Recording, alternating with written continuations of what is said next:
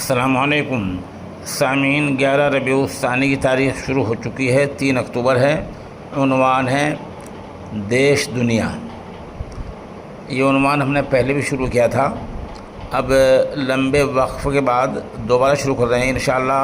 بعد نماز عشاء ہر دن یہ عنوان سننے کو ملا کرے گا، دیش دنیا کی اہم خبریں۔ سماجوادی پارٹی کا ایک وفد کل 4 اکتوبر کو بریلی جائے گا، جہاں وہ پولیس کے ذریعے لاٹھی چارج میں زخمی ہوئے لوگوں سے ملاقات کرے گا، اور یہ وفد پولیس کے اعلیٰ افسران سے بھی ملاقات کرے گا اور صورتحال جاننے کی کوشش کرے گا۔ اس وفد میں اسمبلی میں اپوزیشن رہنما ماتا پرساد پانڈے، ایم پی ہریندر ملک، ایم پی اقرا حسن اور ایم پی محب اللہ ندوی سمیت 14 افراد شامل ہوں گے۔ ادھر سنبھل کے گاؤں رائے بزرگ میں ایک مسجد توڑی گئی ہے۔ اس کی کہانی عجیب ہے۔ بتایا جا رہا ہے یہ مسجد تالاب کی زمین پر تھی۔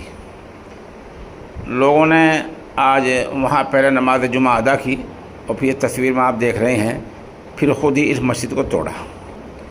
ان لوگوں کی حب الوطنی، وطن سے محبت، آئین سے محبت بھی قابل رشک ہے، اور ان لوگوں کا ایمان بھی بہت مضبوط ہے۔ ایک طرف یہ مسجد پر یا تالاب پر مسجد بنا بیٹھے، اور دوسری طرف آخری وقت میں اپنے ہاتھوں سے مسجد کو توڑ رہے ہیں۔ ایک طرف جمعہ بھی پڑھ رہے ہیں اور وہاں مسماری بھی کر رہے ہیں۔ تو بہرحال یہ وہ لوگ ہوتے ہیں، نہ ادھر کے ہوتے ہیں نہ ادھر کے ہوتے ہیں۔ لا الہ ہؤلاء ولا الہ ہؤلاء مذبذبین بین ذلک، یہ درمیانے کے لوگ ہوتے ہیں۔ نہ یہ آئین سے محبت کرنے والے ہوتے ہیں، نہ ہی مذہب سے محبت کرنے والے ہوتے ہیں۔ یہ صرف اور صرف مطلب پرست ہوتے ہیں، اور ایمانی وہن ان کے اندر پیدا ہو چکا ہوتا ہے۔ ادھر الہ آباد ہائی کورٹ نے ایک اہم فیصلہ دیا ہے۔ اگر کوئی پاکستان زندہ باد لکھی گئی پوسٹ کو فارورڈ کر دے گا تو یہ جرم نہیں مانا جائے گا۔ معاملہ میرٹھ سے متعلق ہے، جہاں ایسی شخص کو پولیس نے ملزم بنایا تھا۔ ایک ذیلی عدالت نے اس کی ضمانتی عرضی خارج کر دی تھی، لیکن الہ آباد ہائی کورٹ نے یہ کہتے ہوئے اس کی ضمانت منظور کر لی ہے کہ اس طرح پوسٹ کو محض فارورڈ کرنا دیش سے بغاوت نہیں ہے۔ ادھر امریکی صدر ٹرمپ نے وارننگ دی ہے کہ حماس کے پاس صرف 2 دن کا وقت رہ گیا ہے، کل سنیچر کا اور اتوار کا۔ اگر وہ غزہ پلان نہیں مانتا ہے، ٹھکراتا ہے، تو انجام بہت برا ہوگا، انجام اچھا نہیں ہوگا، اور نتیجہ بہت ہی بھیانک ہوگا۔